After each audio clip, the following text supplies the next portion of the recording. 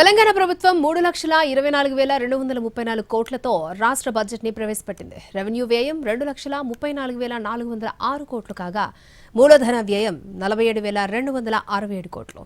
ప్రతి పౌరుడికి సామాజిక ఆర్థిక న్యాయం అందించడమే తమ లక్ష్యమంది సర్కార్.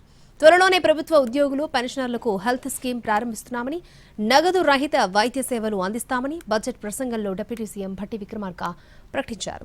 ప్రతి ఉద్యోగికి డిజిటల్ హెల్త్ కార్డు కూడా ఇస్తామన్నారు.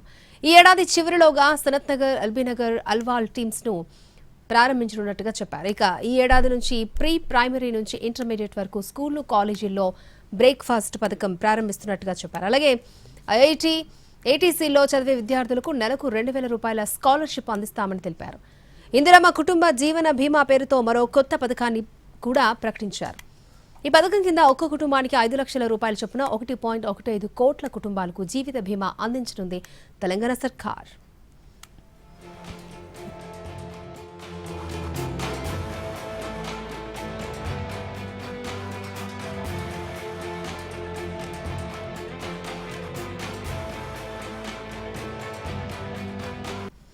బడ్జెట్ ఒక మోసమని ఆరోపించారు బీఆర్ఎస్ నేత జగదీష్ రెడ్డి. ప్రజలకు చెవిలో పువ్వులు పెట్టారే తప్ప 6 గ్యారంటీలా ఊసేలేదని అన్నారు. కాంగ్రెస్ ప్రభుత్వం పేదలకు సంక్షేమ పథకాలు ఇవ్వడం మీకు ఇష్టం లేదా అని ఆది శ్రీనివాస్ దీనికి కౌంటర్ ఇచ్చారు. విద్యకు సంబంధించిన మోసమే, ఉద్యోగాలకు సంబంధించి మోసమే, కార్మికులకు మోసమే. ఆటో కార్మికులు పాపం వాళ్ళకు ఉన్న జీతాన్ని పోగొట్టినరు. వాళ్ళు కనీసం ఈఎంఐలు కట్టుకునే స్థితిలో లేరు. నెలకు 1000 రూపాయలు ఇస్తామని వాళ్ళకి ఏదైతే మాట ఇచ్చిండ్రో ఆనాడు ఎలక్షన్ హామీలో ఆ ప్రస్తావన కూడా లేదు. రైతు కూలీలకు సంబంధించి 1000 రూపాయలు నెలకి ఏదైతే ఇస్తామని చెప్పిండ్రో ఆ వాళ్ళకి సంబంధించిన ప్రస్తావన కూడా లేదు. ఆర్టీసీ ఉద్యోగులకు సంబంధించిన ప్రస్తావన లేదు. వాళ్ళది కనీసం ఏం చేస్తారో ఆర్టీసీ భవిష్యత్తు ఏందో కూడా ఎక్కడ కూడా దాని పొరపాట్లు కూడా రవాణా పద్ధతులు ఎక్కడ ప్రస్తావన కూడా చేయలేదు. ఈరోజు మీరు చెవులో పువ్వు పెట్టుకోవడానికి, కాగితాలు చింపడానికి మేము పేద ప్రజలకు అందించబోతున్నటువంటి ఈ పథకాలు మీకు ఇష్టం లేవా? పేదలకు 5 లక్షల రూపాయలు ఇందిరమ్మ ఇల్లు ఇచ్చే వారికి ఇచ్చి, దేశంలో ఏ రాష్ట్రం 5 లక్షలు ఇస్తారు ఇందిరమ్మ ఇల్లు నిర్మాణం చేసుకునే వాళ్ళకు? దేశంలో పేదలకు 1,05,00,000 రేషన్ కార్డుల పేదలందరికీ కూడా సంపన్నులు తినే సన్నబియ్యం ఇస్తున్నాం. దేశంలో ఏ రాష్ట్రం ఇస్తలేదు. ఇందిరమ్మ కుటుంబ జీవిత బీమా పథకాన్ని ప్రవేశపెట్టి 5 లక్షల రూపాయలు ఇవ్వాలి. ఎవరైనా జరిగిపోతుందని చెప్పిన పథకం తీసుకొని వస్తే చెవులో పువ్వు పెట్టుకుంటారా మీరు అని అడుగుతున్నాం. తెలంగాణ అప్పు 12 లక్షల కోట్ల రూపాయలకు చేరిందన్నారు కేంద్ర మంత్రి బండి సంజయ్. ఫ్యూచర్లో తెలంగాణ మరొక శ్రీలంక అవుతుందని, ప్రజలు తిరగబడి కాంగ్రెస్ ప్రభుత్వాన్ని తరిమి కొడతారని అన్నారు. 8 లక్షల కోట్లు బీఆర్ఎస్ పార్టీ ప్రభుత్వం అప్పు తెచ్చింది. అప్పులు తీరుస్తాము, 6 గ్యారెంటీలు అమలు చేస్తాము. దాంతో సంబంధం లేదు. మా ప్రణాళిక మాకుంది. బీఆర్ఎస్ ఏమిచ్చింది అంటే గాడిది గుడ్డు చూపెట్టిన రాష్ట్ర ముఖ్యమంత్రి. ఇప్పుడు అసెంబ్లీ సాక్షిగా గాడిది గుడ్డు చూపెడుతున్నాం. మాకు ఇవాళ 8 లక్షల కోట్లు అప్పు తీసుకొస్తారు. వాళ్ళు ఉన్నాయి, తీరుస్తాను, తీర్చలే. ఈ 2 సంవత్సరాలనే నాకు తెలిసి 3 లక్షల దాకా అప్పు చేసిండు. 3 లక్షల కోట్లు అప్పు చేసిండు. 8 లక్షలు ఫస్ట్ 3 లక్షల కోట్లు ఎన్ని 11 లక్షలు. మళ్ళీ ఇప్పుడు ఎంత అంటున్నాడు? మళ్ళీ 1 లక్ష కోట్లు అంటున్నాడు. అంటే 12 లక్షల కోట్లు తెలంగాణ అప్పులేస్తే తెలంగాణ శ్రీలంక లెక్క మారడం 100% ఖాయం. చిప్ప చేతికిచ్చిండు, బిచ్చమెత్తుకోమంటూ రాష్ట్ర ముఖ్యమంత్రి. తెలంగాణ సమాజం ఆలోచించాలి. 6 గ్యారంటీలపై అసెంబ్లీలో ప్రశ్నిస్తూనే ఉంటామన్నారు కేటీఆర్. 3 నెలల్లో అమలు చేస్తామని చెప్పి మాట తప్పిందని ఫైర్ అయ్యారు. రైతు బంధు కోసం రైతులు ఎదురు చూస్తున్నారని, సంక్రాంతికి ఇవ్వాల్సిన డబ్బులు ఉగాది వచ్చినా పడట్లేదని అన్నారు కేటీఆర్. బాండుల మాదిరిగా బాండు పేపర్లు రాసిచ్చారు కాంగ్రెస్ ఎమ్మెల్యేలు. గ్యారంటీ కార్డులు ఇచ్చి భద్రం చేసుకోమన్నారు. భద్రంగా పెట్టుకోండి. 100 రోజులు మీరు భద్రంగా పెట్టుకుంటే 101వ రోజు మా వాళ్ళు వస్తారు, వచ్చి మీకు ప్రతిదీ అమలు చేస్తారని చెప్పి ఆనాడు బొంకి నమ్మబలికి ఓట్లేయించుకొని ఓడ మీదున్నప్పుడు ఓడమల్లన్న, ఒడ్డుకెక్కినాక బోడమల్లన్న అన్నట్టు 3వ బడ్జెట్ లో కూడా గ్యారంటీ అన్న మాట లేకుండా, డిక్లరేషన్ అన్న మాట లేకుండా ఇవాళ ప్రతి వర్గాన్ని వంచిస్తున్నది కాంగ్రెస్. సీఎం రేవంత్ రెడ్డి మీడియాతో చిట్చాట్లో కీలక కామెంట్లు చేశారు. వచ్చే ఏడాది నుంచి కొత్త విద్యా పాలసీ అమలవుతుందన్నారు. ఎవరు అడ్డుకున్నా మూసి ప్రక్షాళన ఆగదని అన్నారు. ఈ ప్రాజెక్టు వల్ల నష్టపోతున్న వారికి పరిహారం ఇస్తామన్నారు. తాము ప్రజలకే తప్ప కేసీఆర్ కు జవాబుదారీ కాదన్నారు. ఫార్ములా ఈ కార్ రేసింగ్ కేసింగ్ సంబంధించి ఇటీవలే కేంద్రం నుంచి అనుమతి రావడంతో అరవింద్ కుమార్ను సస్పెండ్ చేశామన్నారు. ఫోన్ ట్యాపింగ్ కేసులో హరీష్ రావుకు క్లీన్ చిట్ రాలేదన్నారు. 6,000కు పైగా ఫోన్లు ట్యాప్ అయ్యాయని, విచారణ పూర్తయిన తర్వాత చర్యలు ఉంటాయన్నారు.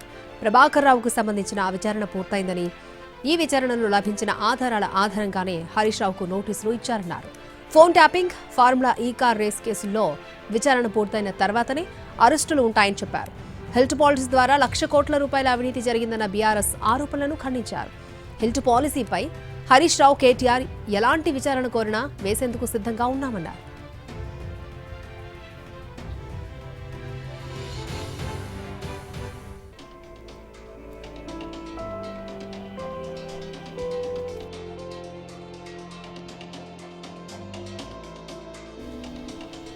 బడ్జెట్ తర్వాత బీఆర్ఎస్ నిరసనలకు కూడా కౌంటర్ ఇచ్చారు సీఎం రేవంత్. గత 10 ఏళ్లలో బీఆర్ఎస్ చేసిన తప్పులకు చెవిలో పువ్వులు కాదు వీపులపై బండలు పెట్టాలని అన్నారు ముఖ్యమంత్రి. ఇందిరమ్మ కుటుంబ బీమా పథకం, తెల్ల రేషన్ కార్డున్న ప్రతి ఒక్కరికి వర్తిస్తుందని చెప్పారు. ఫ్యూచర్ సిటీ కార్యాలయాన్ని వచ్చే నెలలో ప్రారంభిస్తామన్నారు. ఏ గ్యారంటీ ఎప్పుడు అమలు చేయాలో తమకు తెలుసన్నారు తెలంగాణ ముఖ్యమంత్రి.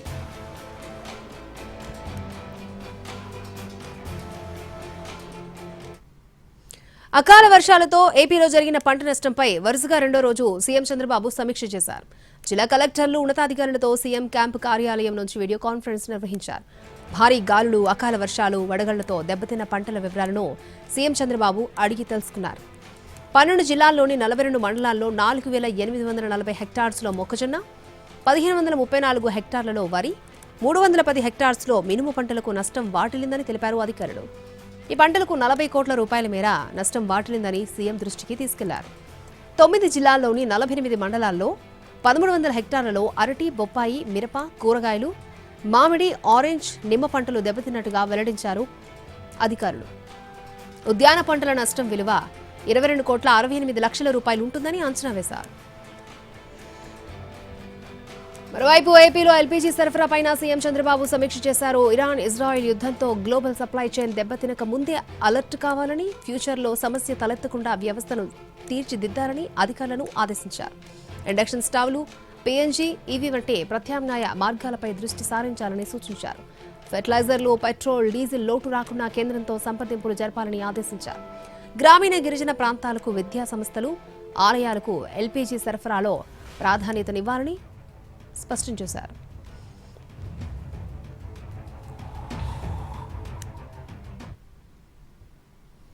మొయినాబాద్ ఫామ్ హౌస్ డ్రగ్స్ కేసుకు సంబంధించి టీడీపీ అధిష్టానం ఇచ్చిన షోకాజ్ నోటీసుకు ఆన్సర్ ఇచ్చారు ఏలూరు ఎంపీ పుట్టా మహేష్. ఈ నెల 15న టీడీపీ ఆయనకు నోటీసు ఇచ్చింది. 5 రోజుల్లో సమాధానం ఇవ్వాలని ఆదేశించింది. గడువు ముగుస్తూ ఉండడంతో నిన్న రాత్రి సమాధానం ఇచ్చారు ఏలూరు ఎంపీ. పుట్టా మహేష్ ఇచ్చిన వివరణను పరిశీలించాక తుది నిర్ణయం తీసుకోనుంది టీడీపీ అధిష్టానం.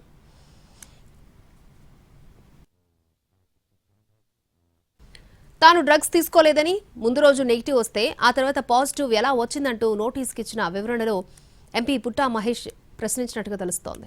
తెలంగాణ రాజకీయాలకు తనను బలి చేశారంటూ నోటీసులో పేర్కొన్నట్టుగా సమాచారం.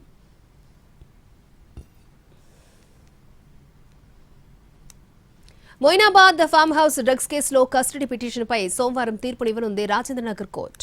రోహిత్ రెడ్డి, రితేష్ రెడ్డి, నమిత్ శర్మలను 10 రోజుల కస్టడీకి కోరుతూ పిటిషన్ దాఖలు చేశారు పోలీసులు.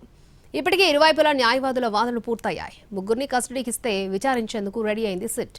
పోలీసులపై కాల్పులు ఎందుకు జరపాల్సి వచ్చింది అనే దానిపై ఫోకస్ పెట్టింది. ఇప్పటికే ఈ కేసులో 7గురిని సుదీర్ఘంగా ప్రశ్నించింది. కౌశిక్ రవి, అర్జున్ రెడ్డి, శ్రవణ్ కుమార్, శరత్లను విచారించిన సిట్ డ్రగ్స్ ఎక్కడి నుంచి ఎక్కడికి తెచ్చారు అనే దానిపై ఆరా తీసింది. అయితే కౌశిక్ రవి తనకి డ్రగ్స్ ఇచ్చాడని శరత్ స్టేట్మెంట్ ఇవ్వగా షిమ్లా నుండి తీసుకొచ్చారని కౌశిక్ రవి చెప్పారు. కానీ దర్యాప్తులో మాత్రం హైదరాబాద్లోనే డ్రగ్స్ కొనుగోలు చేసినట్లుగా గుర్తించారు పోలీసులు.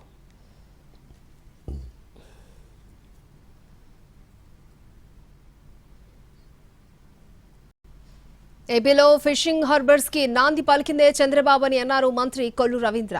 వైఎస్ఆర్ జగన్ హయాంలో శంకుస్థాపనలు చేస్తే వాటికి రిబ్బన్లు కత్తిరించడం మాత్రమే చంద్రబాబుకు తెలుసంటూ దీనికి కౌంటర్ ఇచ్చారు మాజీ మంత్రి కాకాని. జువెలదిన్న ఫిషింగ్ హార్బర్, ఈ రాష్ట్రంలో ఫిషింగ్ హార్బర్లకి నాంది పలికింది చంద్రబాబు నాయుడు గారు. ఈ ఫిషింగ్ హార్బర్ ఇంకా భూమి ఉంది అక్కడ, దీనికి రిలేటెడ్. ఎందుకంటే ఆ రోజునే వారు మరి ఎమ్మెల్యే గారు కానీ, పెద్దలుగా బీదా రవిచంద్ర గారు కానీ 114 ఎకరాలని వాళ్ళు ఐడెంటిఫై చేయటం, ఏదైతే ఫిషింగ్ హార్బర్ నిర్మాణం పోయిన తర్వాత మిగతాది దాని అనుబంధ పరిశ్రమలు ఏర్పాటు చేయడానికి అవకాశాలు ఉంటుందని చెప్పి భావించి భూమి ఏర్పాటు చేశారు. అందులో ఇప్పుడు ఒక 20 ఎకరాలు వాళ్ళకి ఇవ్వడం జరుగుతుంది. మిగిలిన దాంట్లో అక్కడ స్థానికుల నుంచి ఎవరైనా ముందు పరిశ్రమలు పెట్టడానికి వచ్చినా, ఎవరైనా ముందుకు వచ్చినా చేయడానికి ఇవ్వడానికి కూడా అక్కడ భూమి ఉంది. అయితే ఎట్టి పరిస్థితుల్లో కూడా ఆ జెట్టీలో ప్రైవేట్కి వెళ్ళే పరిస్థితి లేదు. కూటమి ప్రభుత్వంలో ఫిషింగ్ హార్బర్ కట్టారంట. కూటమి ప్రభుత్వంలో ఎప్పుడన్నా ఫిషింగ్ హార్బర్ కట్టారా? మీకు ఎప్పుడన్నా ఫిషింగ్ హార్బర్ కట్టేది ఉందా? మీకు మీ ముఖ్యమంత్రి గారికి ఉండేటువంటి అలవాటు ఏంది?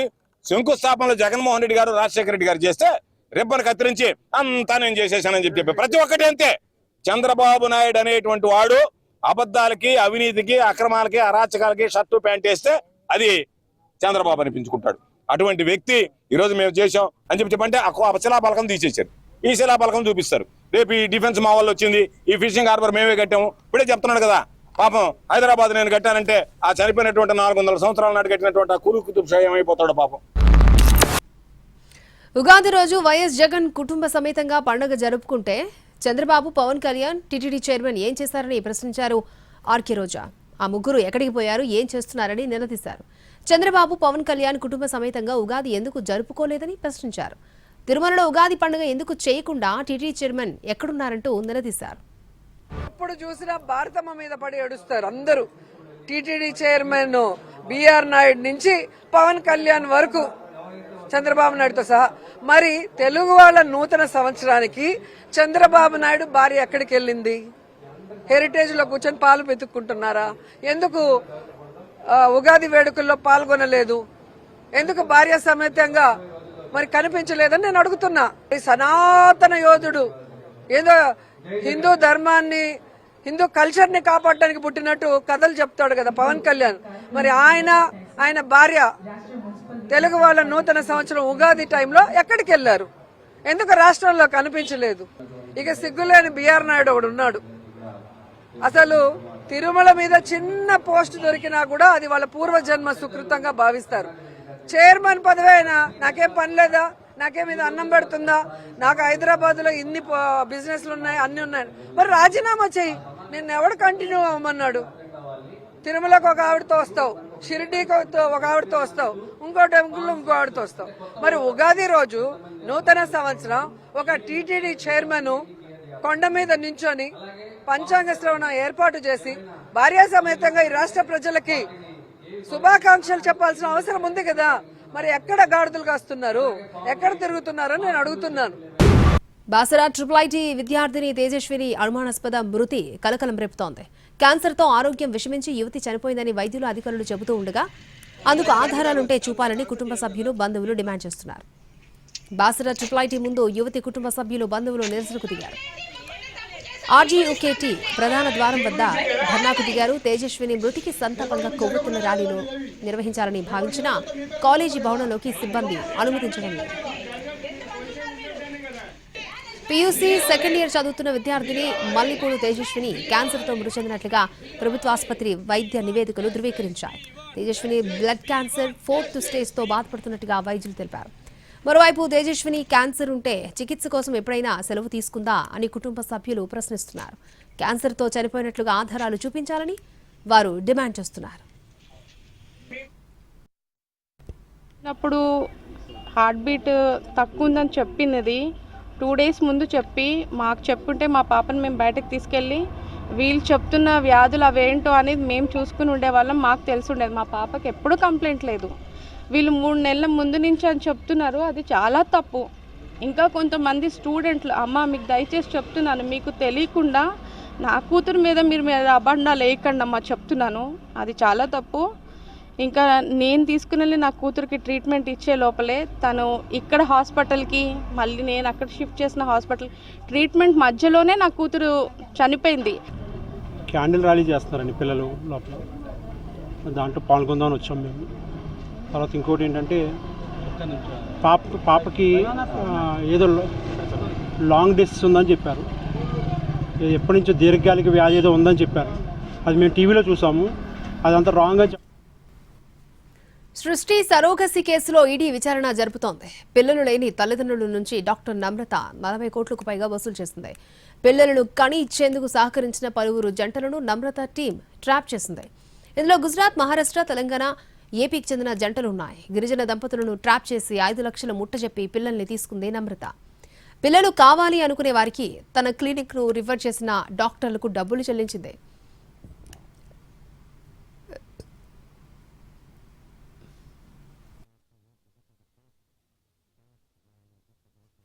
రెండు రాష్ట్రాల్లోని పలువురు వైద్యులకు గత 10 ఏళ్లలో 20 కోట్లకు పైగా కమిషన్ల రూపంలో చెల్లించింది. బ్యాంకు ఖాతాలు, ఇతరత్ర ఆధారాల ద్వారా నమ్రత ఆర్థిక వ్యవహారాలపై ఈడీ ఆరా తీసింది. ఇప్పటికే 40 కోట్లకు పైగా ఆస్తులను సీజ్ చేసింది. సరోగసి పేరుతో 400 కోట్ల రూపాయల వరకు వ్యాపారం చేసినట్లుగా ఈడీ అనుమానిస్తోంది. బెంగాల్ అసెంబ్లీ ఎన్నికల మేనిఫెస్టోను సీఎం మమతా బెనర్జీ రిలీజ్ చేశారు. రాష్ట్ర ప్రజలకు 10 వాగ్దానాలను ప్రకటించారు. ఎన్నికల్లో గెలిస్తే సంక్షేమం, అభివృద్ధి కలగలిపి రాష్ట్రాన్ని ప్రగతి పదం వైపు నడిపిస్తామన్నారు. మొత్తం 10 వాగ్దానాలతో మేనిఫెస్టో ప్రకటించారు. మహిళలకు ఇచ్చే ఆర్థిక సాయాన్ని మరొక 500 పెంచుతూ 1500 రూపాయలు అందిస్తామన్నారు. ఎస్సీ/ఎస్టీ మహిళలకు 1700 రూపాయల ఆర్థిక సాయం చేస్తామని ప్రకటించారు. బంగ్లా యువ సాథీ పథకం కింద నిరుద్యోగ యువతకు నెలకు 1500 ఇస్తామని హామీనిచ్చారు.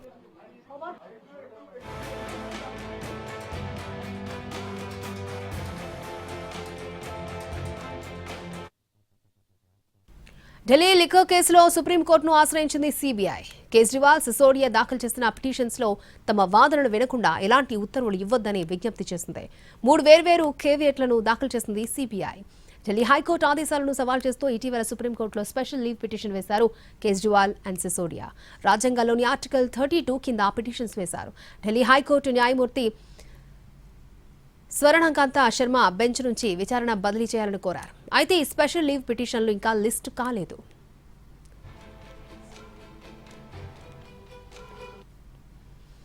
గల్ఫ్ దేశాల్లో యుద్ధం ఎఫెక్ట్ పెట్రోల్ పై కూడా పడింది. పవర్ పెట్రోల్ ధర ₹2.26 పెరిగింది. గల్ఫ్ దేశాల్లో యుద్ధం కారణంగా తగ్గిన పెట్రోల్, డీజిల్ దిగుమతి బాగా తగ్గింది.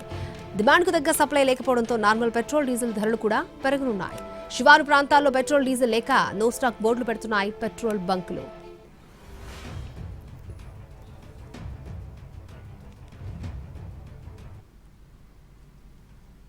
Food delivery app Zomato platform ఫీజును పెంచింది. వినియోగదారులు ఒక్కో ఆర్డర్కి ఇక నుంచి ₹2.40 అదనంగా చెల్లించాల్సి ఉంటుంది. దీంతో ఇప్పటికే వసూలు చేస్తున్న ఫీజు ₹12.50 నుంచి ₹14.90 పెరిగింది. జొమాటో, దాని పోటీ సంస్థ స్విగ్గీ ఒకే తరహా ధరల ట్రెండ్ ని ఫాలో అవుతూ ఉంటాయి. అన్ని ట్యాక్స్లు కలుపుకుని ప్రస్తుతం స్విగ్గీ ప్లాట్ఫామ్ ఫీజు ₹14.99 వసూలు చేస్తోంది. తెలుగు రాష్ట్రాలకు మరొక 3 రోజుల పాటు వర్ష సూచన చేసింది విశాఖ వాతావరణ కేంద్రం. పశ్చిమ బంగాళాఖాతం, ఉత్తరాంధ్ర ప్రాంతంలో సముద్ర మట్టానికి 3.1 కిలోమీటర్ల ఎత్తులో ఉపరితల ఆవర్తనం కొనసాగుతోంది. మరోవైపు కర్ణాటక, తమిళనాడు మీదుగా ద్రోణి విస్తరించింది. ఉపరితల ఆవర్తనం, ద్రోణి ప్రభావంతో వచ్చే 3 రోజులు మోస్తరు వర్షాలు కురుస్తాయని అధికారులు అంచనా వేస్తున్నారు.